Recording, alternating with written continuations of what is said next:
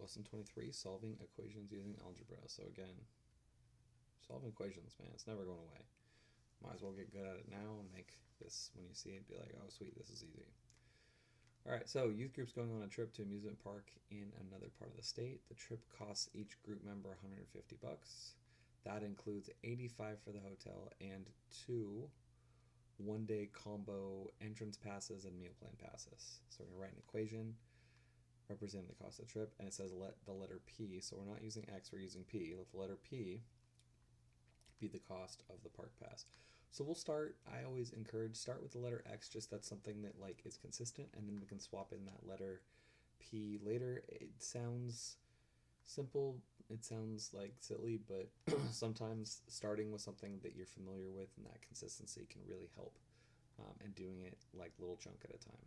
So it costs everybody 150 bucks. That's my total, right? The trip costs each group member 150. So I know that when I'm done, it's going to say equals 150, or you could put the 150 on that side. It really doesn't matter, right? And then it says it includes $85 for the hotel. So I know for a fact that I have to pay 85 for the hotel. And then 2 one-day entrance and meal plan passes. I don't know how much those are. That's my variable, my letter X. So again, it says let P be the cost of the pass. So I'm going to do 2 and then P plus 85 equals 150.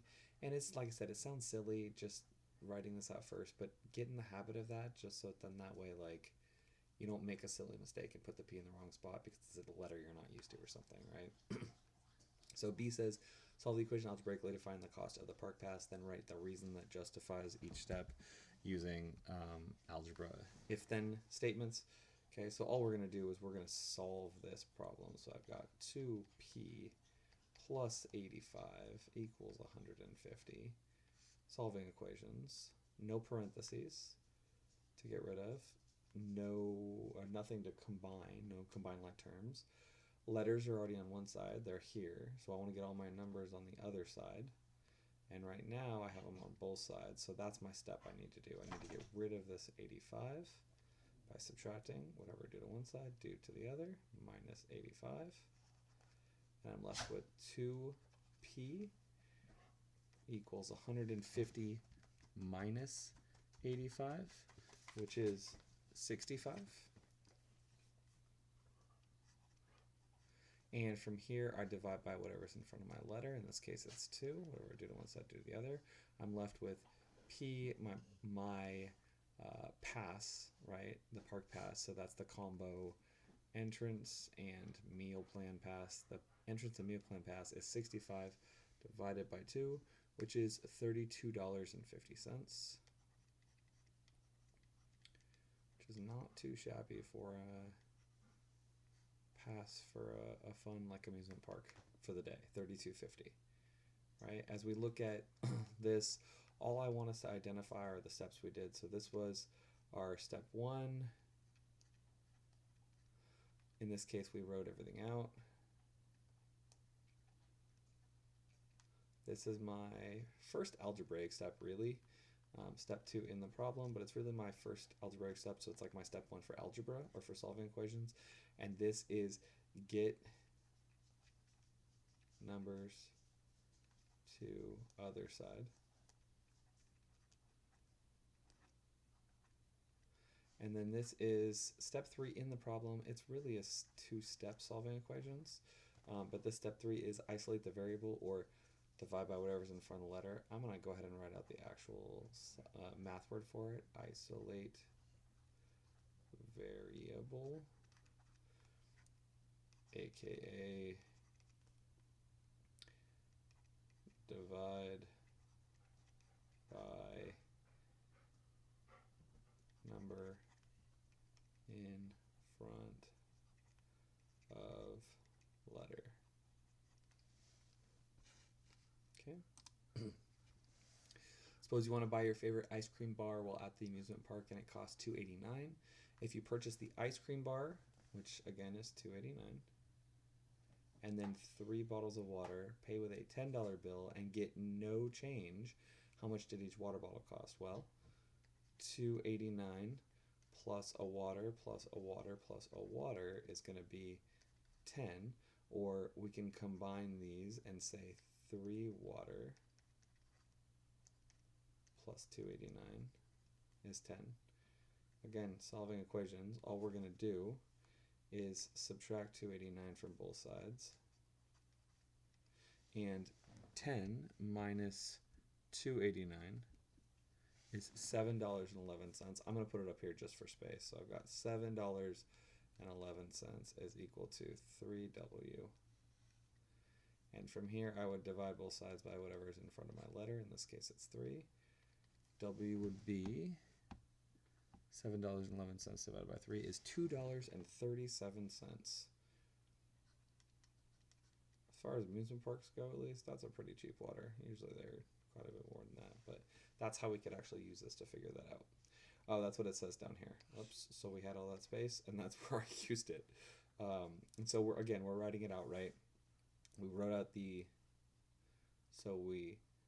wrote equation, right? Then the very next step is move numbers to other side. Then we have this last step here, that divide by 3, which is isolate variable.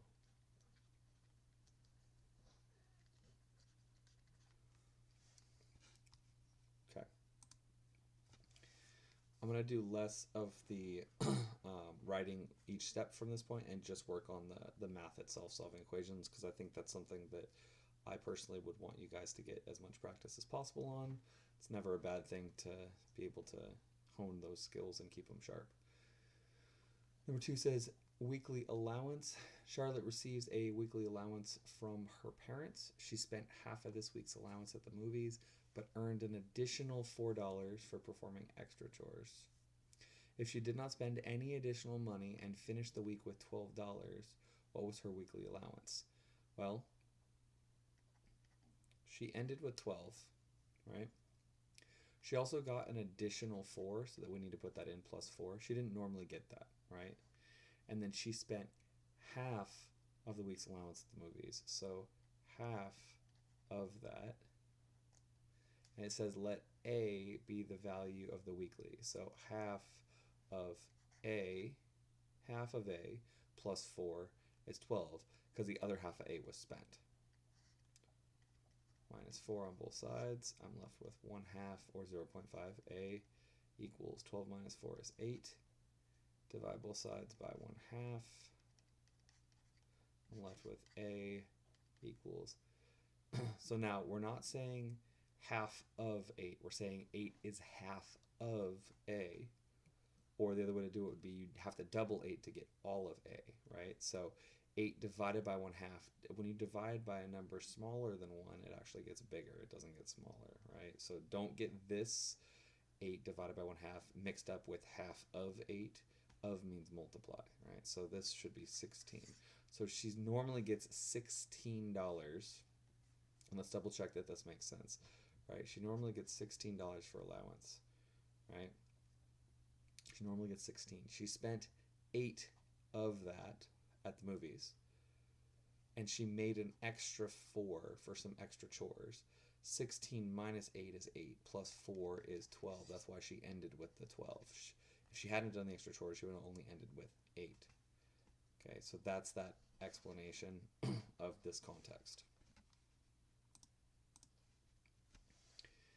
Same stuff. It says her goal is to save $100 for her beach trip at the end of the summer.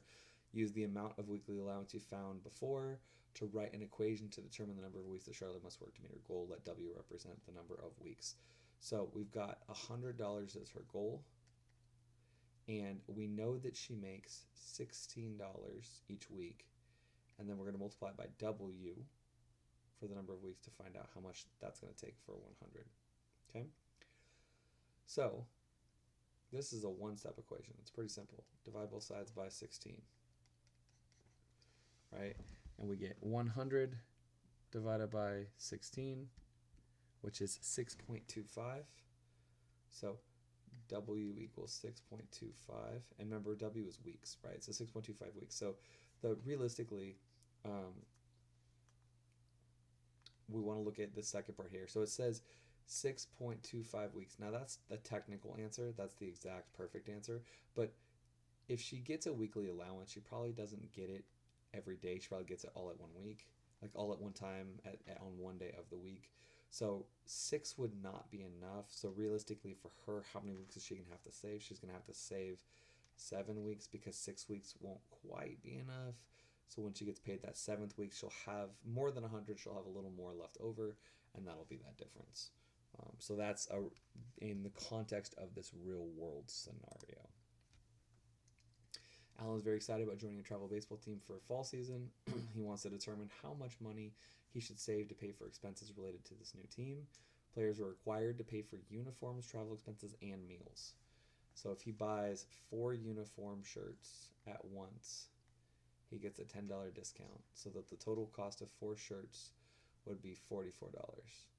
We're going to write an equation that represents the regular price of 1 shirt, solve the equation, and justify it. So if he buys 4, right, so 4 shirts, let's use S for shirts, right? Or let's use S for shirts, right? 4 shirts or uniform shirts, right? He gets a $10 discount. So 4 shirts is $44, and that's, when we solve this, that ends up being divisible sides by 4. Each shirt is $11. Now he also gets a $10 discount that's 44. So how much would it normally have been? Well, it should be 4 shirts is equal to his $44 price plus $10 discount we're going to add back in. So his 4 shirts without the discount would be $54. And 54 divided by 4 is $13.50. So what's the cost of 1 shirt without the discount? It's $13.50. 4 shirts at 54 divided both sides by 4. That's where we're coming up with that $13.50. What is the cost of 1 shirt with the discount? So this is without, this is with. Well, we solved it earlier. It's $11 with, because 4 of them for 44 means each one's 11. How much more do you pay per shirt if you buy them one at a time rather than bulk? Well, we can compare the direct difference here. $13.50 is no discount, or one at a time, compared to 11 being that $10 discount or in bulk. That's a $2.50 discount per shirt. Or the other way to look at it is you pay $2.50 more if you buy them one at a time instead of in bulk and get a discount. His team is also required to buy 2 pairs of uniform pants. 2 pairs of pants. I'll use P for pants. And 2 baseball caps. I can use C for caps, which totals $68. A pair of pants costs $12 more than a baseball cap. Write an equation that models this. Let C represent the cost of a baseball cap. Okay. So I've got 2 caps and 2 pants. 2 pants plus 2 caps is $68. Now we have not yet, and won't this year, won't be till high school math, we have not covered, and you won't cover, how to solve with multiple letters in an equation. So we need to rework this, and that's what that last sentence says. A pair of pants costs $12 more than a baseball cap. So 1 pair of pants, is $12 more than a baseball cap. So right now, if I write 1P equals 1C, that's not true because the pants are a lot more. How much more? The $12 more. So I would need to add $12 more on this side where the C is in order to make them balanced. So we can now use this information and plug that in where we see P for pants. So I have 2 parentheses 1C, or C, plus 12 plus 2C, right, for my 2 caps equals $68. Now all I have is the letter C, so now I can distribute, and then I'll just combine my terms. 2 times C is 2C, 2 times 12 is 24. I have 2 more C for the actual caps. I can combine the 2C and the 2C, and I get 4c plus 24 equals 68. I'm going to continue it on this next side here. If I subtract 24 from both sides to be able to get my numbers on just the other side, I have 4c equals 68 minus 24 is 44. And I divide both sides by 4 at the end. I get the cap is $11. And from here, I can now plug that back into here and find out how much pants are. So I want to know the cost of the baseball cap. Well, we said the cap is $11. And then just for funsies, we can look at plugging it back in. The pants is the price of the cap plus 12. Well, the cap was 11 plus 12. So the price of the pants is 11 plus 12, which is $23. And then we can double check that by saying 2 times the full original equation, 2 times 23 plus 2 times 11 should hopefully equal 68. 2 times 23 is 46. 2 times 11 is 22. 46 and 22. 40 and 20 is 60. 6 and 2 is 8. So I have 68 is equal to 68. That is how we double checked our work to prove that it is in fact correct. And I'm going to go ahead and let you skip this unless you'd really like to, simply because we solved it algebraically. And to be honest, tape diagram is great and like pictures are great. I like pictures, but eventually solving it algebraically, writing out an algebraic equation and then solving it algebraically is what I want you to do. That's what high school wants you to do, so that's what I care about more than anything else. We said earlier was the cost of one cap. We said it was $11, and what's the cost of one pair of pants? We said it was 11 plus 12 more, or $23. Okay, so we solved all that actually on that last slide, and we are done with classwork and on to problem set.